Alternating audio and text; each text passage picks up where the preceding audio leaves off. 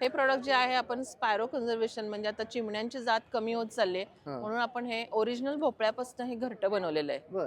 हा ओरिजिनल भोपळा आहे. हा ड्राय होण्यासाठी वेलीवरच 6 महिने लागतात हो. ऍक्च्युली. त्याच्यानंतर तो आतमध्ये प्रोसेस करून त्यातलं सगळं काढून त्याला आपण म्हणतो ना प्रिझर्वेटिव्ह पण आणतो तो. आणि म्हणजे तो फंगस वगैरे येत नाही, लॉंग टाइमसाठी राहू शकतो. आणि तो हँग करण्यासाठी आपण हे मॅक्रमीचं हँगर बनवलेलं आहे. बर बर. त्याच्यात तो बसतो व्यवस्थित. सुंदर दिसतंय, छान दिसतंय, मेहनत पण आहे त्याच्यामध्ये. हो, आणि ह्या चिमण्यांशिवाय दुसरे पक्षी येत नाहीत तसं त्याचा साईज पण आपण ठेवलाय म्हणजे कावळा किंवा कबूतर येऊन घाण करणार नाही. हो बरोबर. छोटे पक्षी फक्त येस येस. माझे सगळे मॅक्रमी प्रोडक्ट्स आहेत. हे म्हणजे प्युअर कॉटनच्या धाग्यापासून बनवलेले आहे आणि टोटल हँडमेड.